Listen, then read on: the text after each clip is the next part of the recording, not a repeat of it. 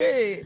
What's going on, y'all? It's Tracy Mitchell, VA. We're back again with another dope episode of Rconversations podcast, and I'm with my very beautiful special guest. Aw, thank you. You're so it's pretty. Your girl Skiddlez. Thank you Yes. so much. Thank you for having me. Yes. When I think of resonating, because my podcast is about real, relevant, and resonating content. Mhm. When I hear that word resonating, I really think about you. Really? Yes, because I feel like you're just so relatable to everybody with your story and your come up. Well, I'm happy that people can take my stories, some of what they know, you know what I'm saying? And it can be relatable for certain people, because a lot of times when you going through something, you think you just the only person going through it. Or feels like that. The only person that's putting in work, or the only person that, no, there's thousands of people who have the same goals, the same dreams. It's just that everybody does it in their own way.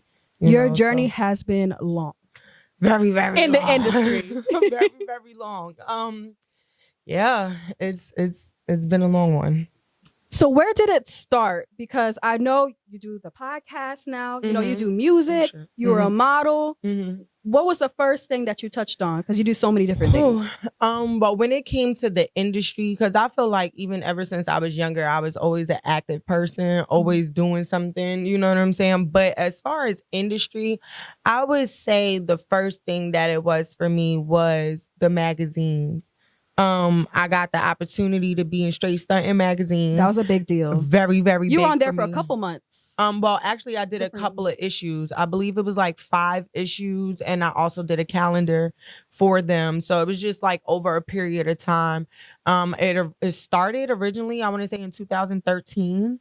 And then it was like really big for me because at that time, that's when it's like all of the big booties and the bodies was in, and the video vixen girls, and you know, you couldn't see these females unless you bought one of those magazines. Like, it's not like now. Yeah, you know what I'm saying. So it was like, then I was slim. I wasn't thick like how I am now. What changed? You know what I'm saying. So it was like at that time I was still young. You know what I'm saying. So you say like you think that's the difference? Like your young body? Like, yeah, that was the young me. You know what I'm saying? Started eating more? Yeah, a lot more. Well, let me eat some more, because I feel pressure. Like, just me being in the hip hop industry, like all these girls got their body done, and then there's me. I don't got nothing going. But you know what? There's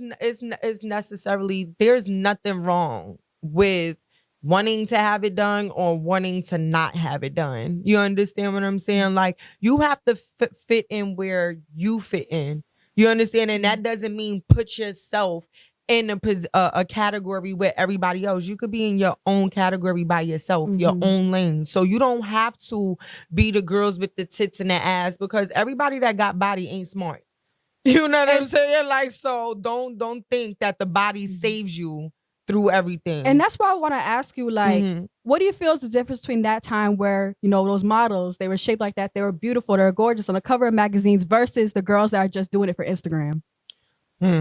So I tell people this because when I was doing Straight Stuntin' magazine, there were, oh my God, like 50 beautiful bad bitches, excuse my language, that was in this magazine. You understand what I'm saying? Like, girls, I was like, what? Like, I idolized some of these females or whatever. And I realized that some of those girls were just regular girls. Some girls were nurses. Some people who didn't even live in New York. They came from all walks of the earth. They were just different backgrounds. And that's what they ended up choosing to do. But then you have the girls who, they all the bathroom pigs in the club here, everything fine and down. And they just want to be like, oh, I want to be in the magazine. But people not thinking about what it could really build for you. You understand what I'm saying? Because at first, I was just like, what? I want to be in a magazine.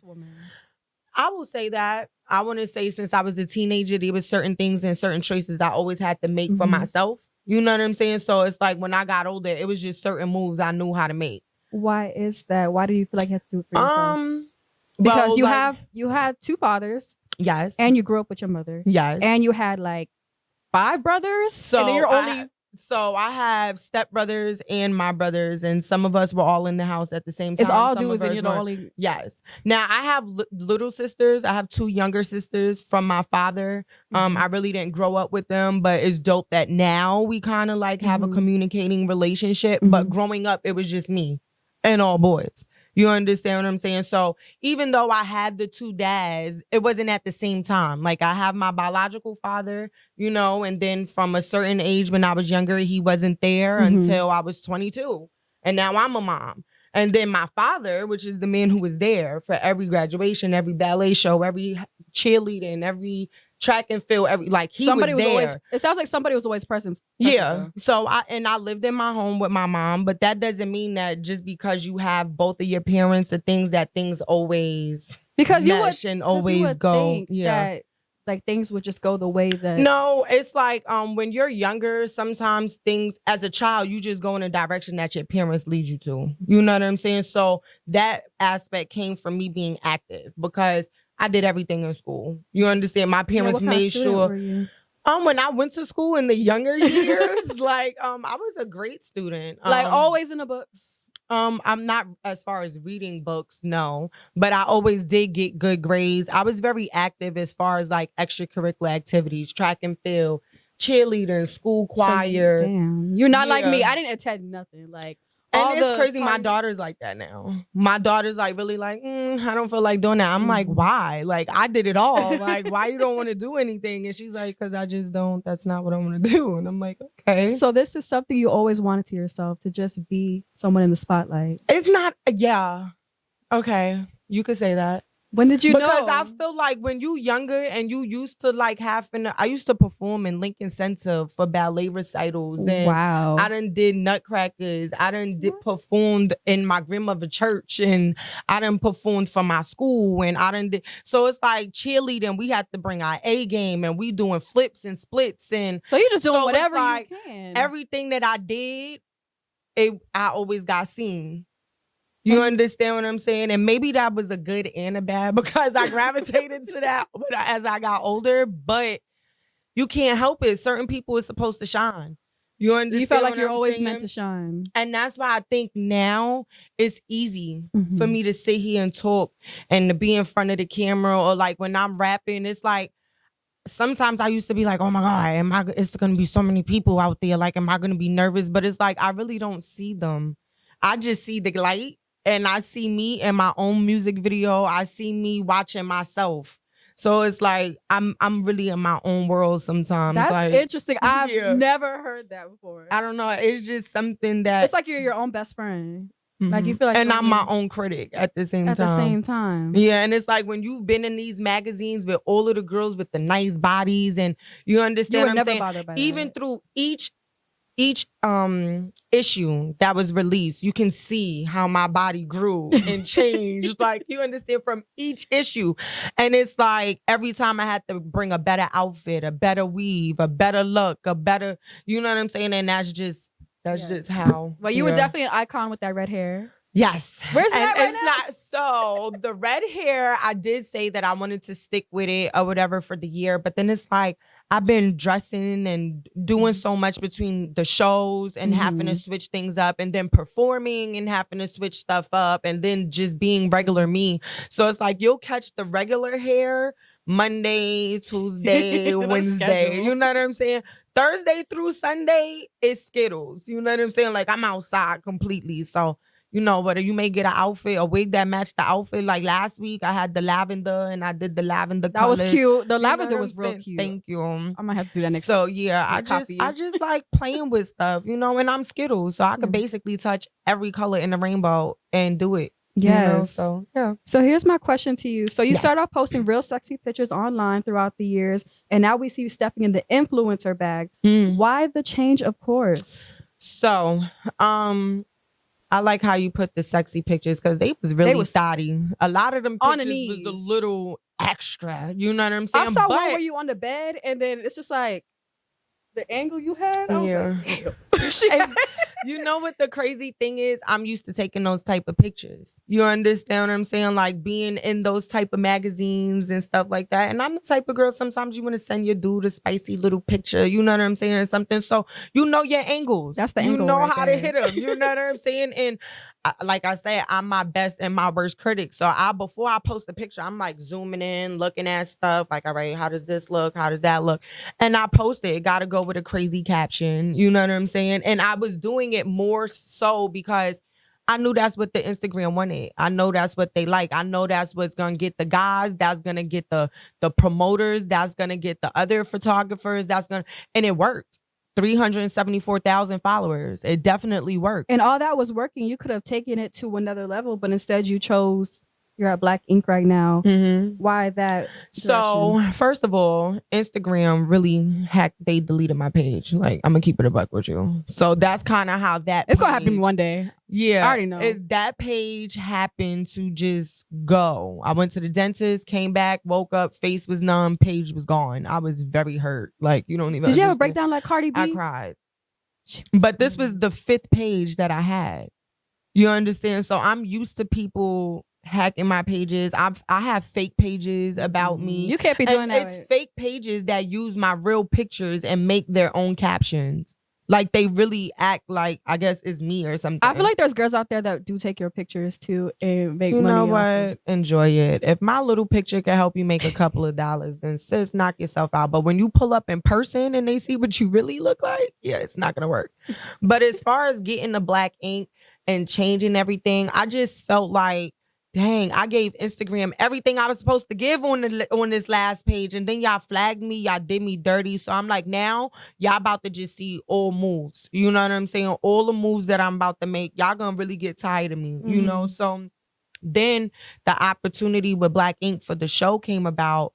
And then once I linked back up with Miguel, and I was like, Miguel, you gotta come with me on the show. This is what we gonna do. You know what I'm saying? It was your idea to do the show. So initially, somebody told, my old photographer had told them they were looking for somebody to fill a spot with my type of style, my type of vibe or whatever for the show. And they told them that I had a show. I had Pillow Talk with Skiddlez a few years ago. Me and my homeboy started it in his studio. And I had only like maybe 5 episodes or whatever, but they did really good.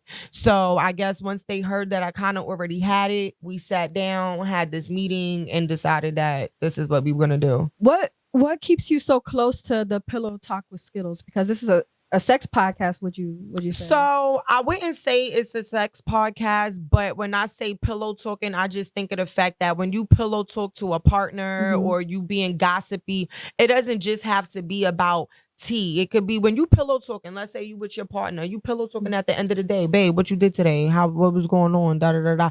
There's so many things to talk about. You know what I'm saying? And then my show basically is a lot of the people that are coming up. Some people are already up, you know what I'm saying? But then there's a lot of people who don't have platforms where they could really sit there and talk about what they really have going on. A lot of people don't know between their family, their friends, the industry, the people that's watching, what they really have going on. So pillow talk with me. I want that person to feel comfortable that they could talk to me about their business, their personal life, their sexual life, whatever you want to talk about. And I wouldn't be Skiddlez if I didn't have nothing spicy to it. You know what I'm saying? And I think that's what is most enjoyable about doing the show is that everything that you see is me all the way around. So what would you say is one person that you just really want to get on there? And what question would you ask them? Because there's so many people I want. Oh, man. And you're going to get all of them. I already know it. Who do I really, really want and what would I want to ask them? Damn, that's a good question. Because, of course, I want Cardi B on my show. You like Cardi B? I love Cardi B. We from the same Cardi hood. B. Have you ever met her in person? Yeah, I have pictures with her. We used to hang out in the same clubs when she was a dancer. I was a bartender. How did it feel to see her rise and like who she I is think today? that shit is so dope. You know what I'm saying? Because it's like when you could go from being around a person regular and then the next day they like up here is like, nah, we could do that too. You know what I'm saying? Like, and then it's like I said before, like where I'm from, a lot of people don't have those opportunities. What is it like where you're from? So I'm from the Bronx. South Bronx. Okay. So when I think Bronx, so I think of J-Lo. Yeah, she's from Castle Hill. You just made it sound like it's like suburban of the hood. It's not suburban because Castle Hill is the hood, like especially where the projects is at or whatever. Like the Bronx is the Bronx all the way around. Like you could have the good side with the working people and Throgs Neck and all of that area or whatever, but the Bronx overall is the Bronx. You understand what I'm saying? It's just that the South Bronx is very active and we very, extra and really ghetto. And there's a lot of crazy shit that be going on. And you know what I'm saying? And but it's bred some amazing people, amazing talent. Very, Even very, yourself. very, like very. I see that Bronx energy, like I see in J-Lo, when I see in Cardi, I see it in you. It's like rough, but at the same time, it's like I can tell you about your money. We get to it. Yeah. And I don't think that's just the Bronx thing. I think that's a New York thing. Because what people don't understand is in New York, yeah, you can have a job, but that's not really gonna do nothing for you. You know what I'm saying? Like that job probably just gonna make sure that your rent get paid on time with your utilities. You know what I'm saying? But like those vacations and the extra stuff you want to buy and all of that, like, yeah, you gonna have to figure out a second job or a hustle or you know what I'm saying? So it's a lot of things that people don't even know, like they got talent. Because they don't have the opportunity to be around people to show people like, hey, this is what I could do. So it's a lot of people all over that got it. It's just nobody knows. But I'm just happy to be from the Bronx. Would you say that's what led you to working because you were exotic dancer? Yes. So I tried to do the dancing thing when I was young and was a teenager. And it was cool and it was cute for the time being. But I was young. You know what I'm saying? So I was kind of all over with it. You know what I'm saying? Yeah. But when I got here to Atlanta, I did have my time at the Blue Flame, or whatever. And it was actually enjoyable for me, like, which is probably like crazy to certain people. You know what I'm saying? But I've been in the club scene all my life. I've snuck out to parties and been going to clubs. And I've been on my own since I was a teenager. So it was like, I could do what I want to do. You know what I'm saying? Like, I just needed the ID to say that I was good to do it. You know what I'm saying? So it's like, once you used to being in a certain crowd or around certain type of people, it doesn't phase you. You understand what I'm saying? And then once I seen the money that was being made, I was like, off of your sex appeal, natural sex appeal. I was like, let me try this. And then I was like, well, they get really, really naked out here. I said, but they don't touch you. I said, so I just got to be comfortable with myself. I know I can dance. I've been dancing all my life. What's your go-to move back then on the stage? So I never really cared for the stage.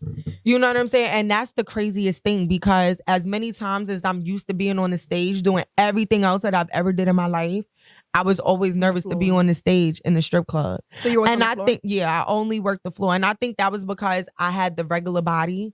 You know what I'm saying? I felt like the stage was for the girls with the banging bodies, or you better be working the pole. You know what I'm saying? So that's how I took it. So I just worked the floor.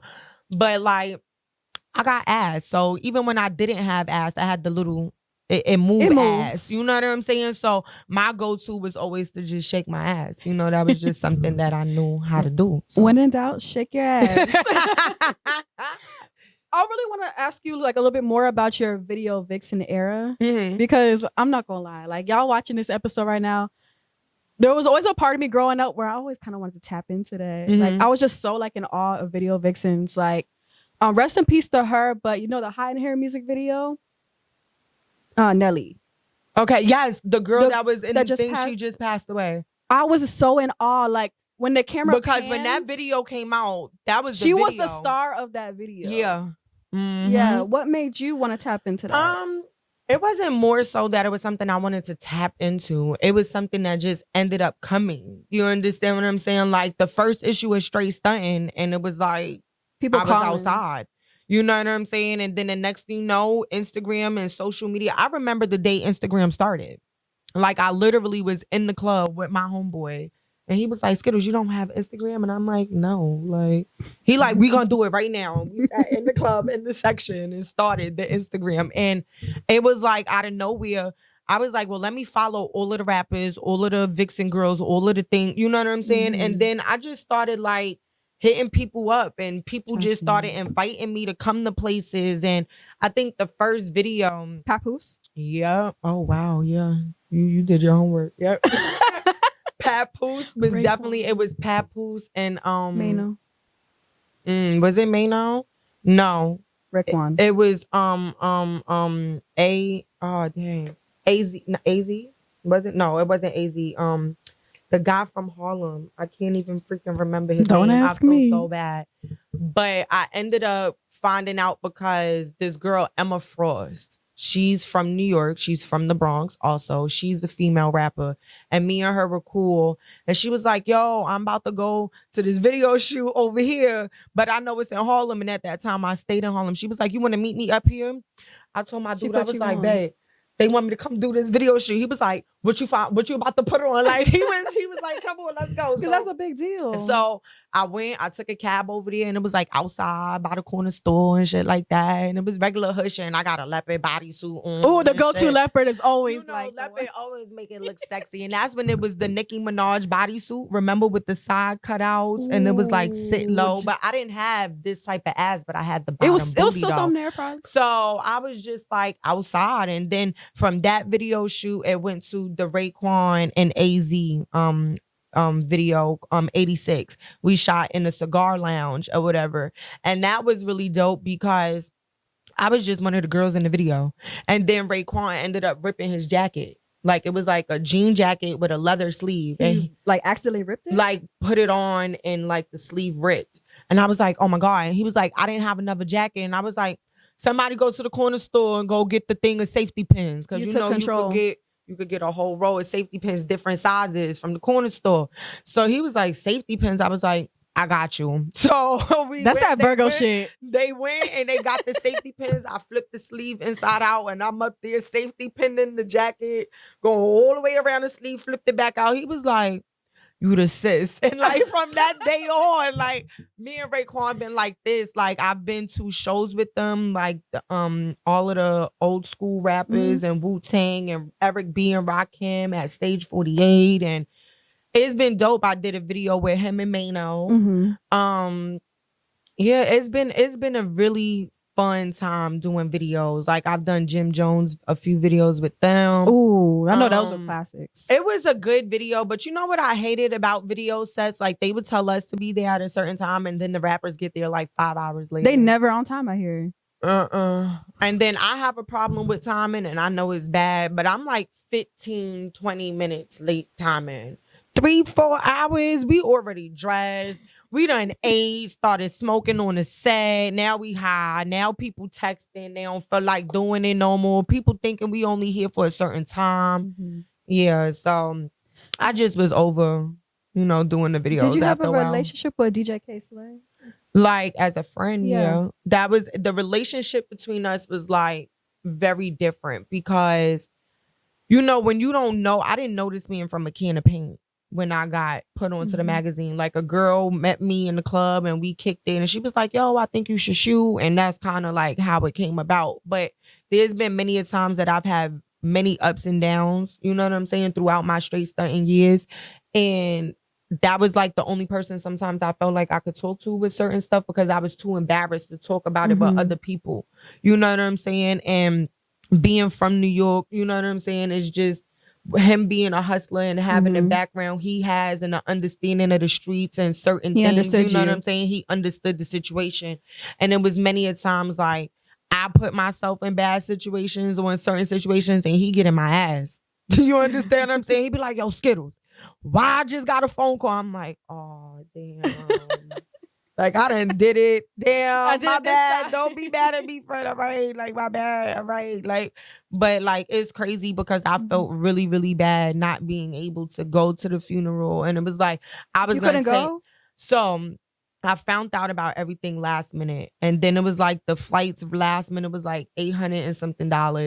And I even was like, you know what? Fuck it. I'm going to pay the $800. I'm not getting no car. I'll get on the train while I'm there. I'm just going for the funeral. I'm coming back the next day. And then they said you had to be COVID vaccinated. And I didn't get the vaccination, and I refused to get a vaccination, and that's my own personal situation or belief. But that stopped me from being able to go. So I like boohoo cried about it, like was in my house sick, throwing up, was like really fucked up, because this was a person that, even though Skiddlez, I've had my name Skiddlez he was since a staple I was 13, in your career, yeah. But he's the reason why I'm the Skiddlez y'all really like. You know what I'm saying? Like, if it wasn't for him, I don't know where my career would have started. You know what I'm saying? So, what would you say is the biggest thing you took from him? Hustle. Don't stop. You know what I'm saying? Like, and stay true to myself.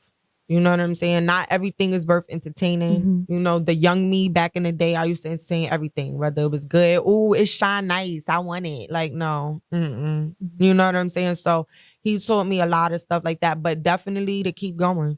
And I think too, like ever since then, I've noticed the change in myself, like as hard as I go now, you know what I'm saying? So it's like, it's different, but I'm thankful that I was able to have somebody him like to be able to push me and tell me, and you know what I'm saying, certain things. And I know even though he not here, he's still here. And I know he telling me like, Smokey, you better get to it. Like, so that's all I do is just keep getting to it. That's it. Every day that I'm up, there's something for me to do. So yeah. I love that. I love that. And I love hearing about your journey. And it sounds like, I don't know if you agree on this, but your video vixen era was probably like the most pinnacle time of your life.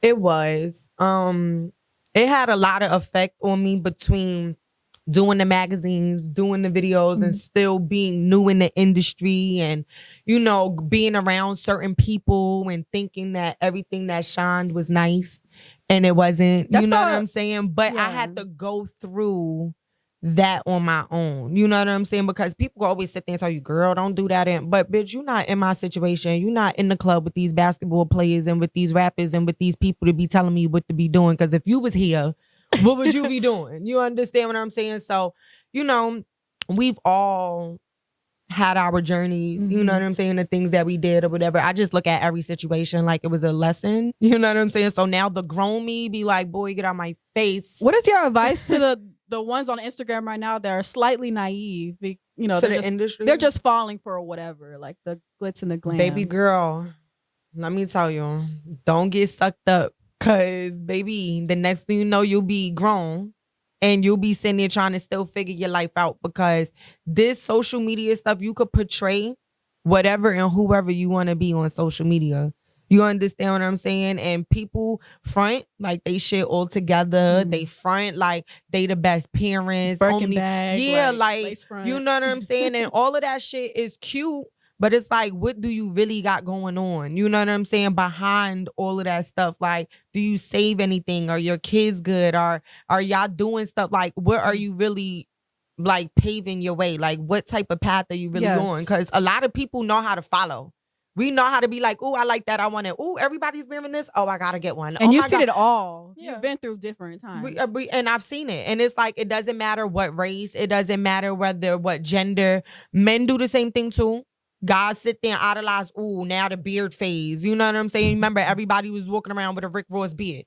You understand? Until they realized everybody's shit wasn't connecting. It wasn't like getting full. You know what I'm saying? You had a lot of patchy faces going on around here. And then I was like, nope, it's not for me. But everybody has their time where they see something they want to follow. And that's cool, because certain shit is dope. You're like, oh, I want that. I want to do that. You know what I'm saying? But do it in your own way. You understand? And don't do it the way everybody else is doing. And people can take a lot of stuff from you. You know, you've been around everything. Like I said, you're a boss. You're about your money, and you've always had that boss mentality. Yeah. So I definitely want to give you that. So I would be stupid if I didn't bring up your song "Freak Nasty." Oh, you know, you got music to promote. Yes. Yes, I do. So Freak Nasty is out now on all platforms. Shout out to my guy VVS Ocho. That's how I actually became on the track. It was originally his track with him on it, and he sent it to me like, yo, and I was tired. I said, you got to give me more. So he was like, how about you get on it? I was like, say less. So that's how that came about. And then we jumped on it, and then it's like been doing really good. Yeah. Recently it just got played on 105.1. Shout out to DJ Spin King. That was like super, super dope for me to be woken up and he like, yo, the song. I'm like, why are you yelling? Like, it's 1 o'clock in the morning. And how did that feel? Like, and then when he sent me, he just hung up on me, like hung up, and then sent me the video, and I'm like, 105, 110. Let me press play. She a nasty, she a little baddie, she a freak ass. So I said, oh, that's me. I said, wait a second, this is our song on the radio? Like, let me call this nigga back. So they played the song on the radio. So now it's like 1:30 in the morning. I'm hysterical, screaming in the house. You understand what I'm saying? And I was just so excited because New York is very like when it come to music. It was hard for Cardi to like it's hard. You know what I'm saying? And then you got 1,000 niggas that's already rapping. That's aight. but The they drill not shit. really still getting their shit played on the radio. Like there's 1,000 people that are really good rappers, but only the stuff that you hear all the time is getting played. You fuck with the drill scene? I fuck with it. I'm not getting sturdy. I don't got them type of needs to be doing shit like that. You know what I'm saying? Like I don't know how. The whole drop. First of all, once I drop, the get back up is not the same. You understand? And I can't be dropping on these knees. I'm 36. You know what I'm saying? Not 26. So if we gonna do some drill shit, I'm gonna need the young motherfuckers who want to spin around and y'all get started. Do all of that. Me, I'm gonna be in the background like hyping them up because I love to see the videos. Yeah, just not me. I can't do that. But I do like the beat. Now, what I will say is I like how they've been like mixing and sampling like old school songs, and then mixing it, which I will say I do have another song on the way called 40 on My Mind, which is an old school song from Foxy Brown, Brooklyn, and they put like a little spin to the beat and I just rewrote to it or whatever. So yeah, like the music is going good. Freak Nasty is out, and then I got SOBN, which is I think is like the banger for right now. SOBN stands for Sick of Broke Niggas, excuse me. We don't deal with those. And that's not like, and I like to make sure I explain this to people. Because these guys are getting offended. Yes, so I want people to understand. Broke, when I say being broke, doesn't mean, oh, he only work a 9 to 5. No, that nigga get into a bag. I used to work a 9 to 5. You understand what I'm saying? So I respect the man that's gonna go out and get it. What I don't respect is a person who front about what they have and they don't really have it. You understand what I'm saying? Compared to, you know, a person who going to work and they may not have all the glitz and the glamour, but they paying their bills, they taking care of their responsibilities, they get into it. I don't care for the people that's like, yeah, I got this, I got that. And then you get with the dude because you think, you know, oh, okay, he got shit together. No, he don't. He capping. You know what I'm saying? He a whole ass liar. You understand what I'm saying? Like, I don't got time. You go with a dude be like, yeah, I got my own crib, my own spot. Next thing you know, y'all been together 2 weeks. He got 7 pairs of sneakers in your goddamn closet, toothbrush on your sink. Like, I done been through that. From? Nobody, I've had that. That's happened to me. I went through that. And that explains my singleness right now. And then it's like in the song, I sit there and I say, when you put them on, now they sitting up in bitches' faces. Like, a lot of these niggas be regular. These women are the new men. You know what I'm saying? You feel Let's talk about it. Let's talk about it. Go ahead. So it's like, that's how I be feeling. And it's like, you sit there and get with a dude and he be here. And then me, I'm here. So it's like, not to sit there and say I'm all the way up here and you here, no. But I say that to say that I know I'm a bad bitch. I pay my own bills. I take care of my own shit. You understand what I'm saying? And I get to it. Whether a dude want to help me out along the way, that's extra. But regardless, my shit gonna be good. So when a person say what you bring to the table, I bring the whole fucking table. The meal, the dishes, the utensils, all of that. And so it's like when it comes to all of that, I don't want to be dealing with no person that want to be capping and lying. And then these guys that's really out here getting to it, they be tired of these capping dudes too. It's sad for me because I just know more bossed up women than bossed up men in Atlanta. I know a lot more women that are more doing what they supposed to do. And it's like, I feel like now men are way more emotional. They're waiting for somebody to be their mother. That's why I'm single. I can't do it no more. We about to piss a lot of people off, so let's stop right here. It's cool. I'm single as well, so it doesn't even matter. I am single, but I'm dating. So if you see me with somebody outside, mind your business. You understand what I'm saying? I'm not in a relationship until I feel like, when I'm in a relationship, y'all gonna know because I'm gonna post them on my gram. Can you clear something up? So if you don't, yes. You're like, because I love clearing shit up. What happened? I just heard, like, were you ever married? No, so I was supposed to. Wow. Okay, so I was recently engaged. When the fuck was this? Last year. And I was with the person previously. You know, he got incarcerated. I dealt through a little bit with him, and we decided that we wanted to marry each other because I do feel like we're very compatible. But at the same time, he feel like, I think maybe he can like control my life or what I got going on. And it's like, before in the relationship, I used to work, but he used to spoil me and do so much and take care of me and everything. So I look for that. You were cool with that. But now you've been in jail. I ain't looking for that. I'm out here spoiling my goddamn self. You understand what I'm saying? So it's not the same me that you dealing with. I grew up. You understand? So you're not going to handle me the same way you handled me before. You know what I'm saying? So I guess he felt like giving me the ring was supposed to make me like, oh my God. And it did give me that because I was posting my hand like in every picture. Like I was over here taking pictures like, yeah. On the video call, like hey, how you doing? You know what I'm saying? But, you know, it was a really good feeling, especially because I know I have all of the capabilities of being a wife. You understand what I'm saying? But what I'm not is a sucker. You understand what I'm saying? So unfortunately, no, we did not follow through with the wedding. I did call the wedding off. It's crazy because we still do communicate from time to time. And like I said, for me to tell a person I was going to marry them, you got to give a fuck about a person. Yes. Love don't just cut off and cut on. You Yes. understand what I'm saying? But just because I love you, I love me more, baby. I'm sorry. I definitely see the wifey in you, though. I definitely do. Even the story you told me with the rapper, was it Papoose or who? You said you helped him with his jacket. Oh, Raekwon. That was just real wifey shit. Like, not a lot of women will do that. Well, I just think, like, you got to be quick on your feet. You know what I'm saying? Like, sometimes you be in a fucked up situation and you got to be like, go time. Like, so yeah. You're a fixer. You're a resolutionist. Thank you. So, to wrap up this conversation, I like to play a game of this or that. So, I'm going to give you, like, 2 different things, you know, and I want you just, you know. Do not fault me and judge me for whatever I say, y'all. First off, this or that, being in a relationship with a man or a woman? Because I know you. I feel like it ain't either one ain't no better. Like, I done been in relationships with females and guys. You know what I'm saying? Sometimes the female make you want to punch in the face, and then sometimes the guy make you want to do the same thing. You know what I'm saying? So it's either that, this or that. It doesn't really matter to me. Because I've always wanted to know, because I don't know, I'm not, you know, I don't like women. Right. But I always thought like maybe that's why they like to date other women, is because they women know understand. each other. So I would think it'll be a easier situation. It's easier emotionally to get attached to a female because us females just have something, you know what I'm saying, that we can relate to. You understand what I'm saying? But you have to think more, like being in a relationship as I've grown, you have to think more about just looks and feelings. You have to be think reality about a situation, because your feelings will overshadow the reality of the situation. You understand? Next thing you know, you be 3 years later stuck in a motherfucking relationship because you and your emotions. Like, nah, you got to be smart. So for me, it would be this or that. I just want respect and loyalty. Okay. You understand? Everything else, the money and all of that, I could put you on the money. I could help you get a job. I could do all of that. So it really doesn't matter to me. I just want respect and loyalty. Facts. So no love life at the moment.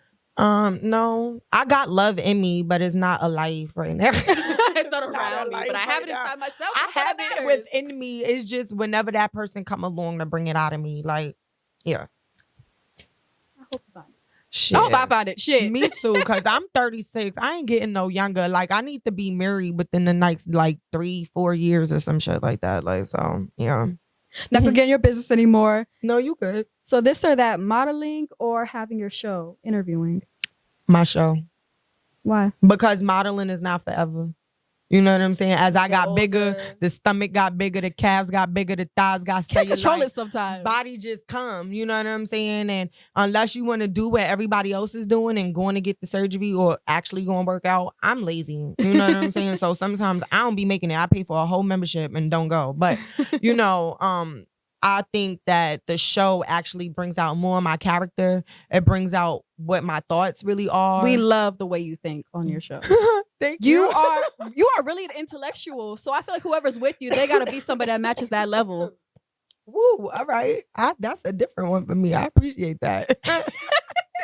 Yeah, I don't know. I just know how to be myself. And I just enjoy this show because I think at a point in my like me being grown now, you know, the old me, I've had a lot of things that I went through, you know, that I couldn't be myself from so many situations. But now being grown and just being comfortable to be like, I could do whatever I want. Myself. And y'all like me being myself. Man, I could give y'all all day, all of this, all day. Last one, this or that, the North or the South? Because I know you're living in Atlanta now, and you love New York, music scenes and everything. Like, North or the South? Shit, this is hard because I love my city, but I just feel like I live better in the South. You know what I'm saying? Like, home is always gonna be home. That's what made you. That's where you come from. That's what has you grounded. That's what gives you your character. You know what I'm saying? But I don't want to keep living in nobody's apartment with my neighbors walking across my thing and making mad noise and kids running in the hallways. To be and like that. Your neighbor roaches be your roaches. Like, nah, bro. Like, I don't got time for that. You know what I'm saying? Like, we in the South, we got houses. Like, what we pay for rent for a little bitty cute apartment, we have a house. You know what I'm saying? And I think I enjoy that the most because I never had a house. You know what I'm saying? Like, I've had apartments, the projects or whatever, but I have a house. Like, and my daughter gets to see that now. Yes. So it's like, I would definitely say I fuck with the North all day, every day. Y'all gonna be my home. But the South is like what's really making me the grown me. And I'm sure your daughter loves living in all that space. Yeah, she damn sure do like having her own bedroom, her own bathroom, her walk-in closet and all of that. Hell yeah. You see a lot of yourself in her? Oh, definitely. Why he looked up like that? Definitely. She is definitely me. And I just feel bad for the people that she comes in contact with. She an Aquarius? No, my daughter is a Libra. Oh gosh. Air sign. And she's literally a month after me because I'm a Virgo. And she's been there. Like, we grew up together. I had my kid when I was 20. You know what I'm saying? So she's going on 16 and I'm going on 36. So she got me when I was still outside scrapping and fighting. She got me going through jobs. She went through relationships with me. She went through move-ins and stuff like that. And she had to see all of it. Yeah. So she know, like, ain't nobody finna play with her now. You know what I'm saying? So when she get older, baby, y'all better watch out. But that's my baby, for real, for real. I love her to death. She listens to your show too? I don't think she really wants to, but because she follows me on Instagram, she does see the snippets and stuff or whatever. She be like, yo, that's what you really be doing? She be like, Ma. She always tell me, she be like, you think you grown? I be like, girl, I am grown. Like, but I'm definitely happy that we have that bond, you know what I'm saying? Because I want her to be able to feel comfortable. Yes, to talk to that's me. The key. You know what I'm saying? Because even though it's gonna be shit that I don't want to hear, and that as a mother, she gonna like, you don't tell be me, that best and then friend, when she leave, I'm gonna be like, oh my god, like, you know what I'm saying? But I want her to feel comfortable to come and tell me, because ain't nobody gonna have her back like me, and ain't nobody gonna get her out of any situation the way I am. You understand what I'm saying? So that's my little broke best friend. You know what I'm saying? Like, I tell her that all the time. That's my best friend. I think communication is very important. Yes, it is. For it sure. Is. Well, Skiddlez, you're such an inspiration. Thank you. You have so much going on. Is there anything else you want to put out there? Just make sure y'all tune in. I got a mixtape on the way. Shout out to Swamp Izzo. You know, he really fucking with me on the music tip, and he's putting me in a lot of places that I need to be. So we do have a mixtape on the way. Make sure you go download Freak Nasty. It's out on all platforms. SOBM will be out within the next week or two. We need to see you on TV soon. Right. The video just dropped yesterday for the performance video to SOBN. So you can go watch that on the YouTube. Also, I have interviews that are coming back to back like crazy. Finally, we get to hear your story. I am so excited. I will be performing MTV Award Weekend in New York. No, I am not performing at the awards. I'm performing at one of the major showcases that's there. It's cool. I'll be there one day. And I'm performing at one of the showcases there.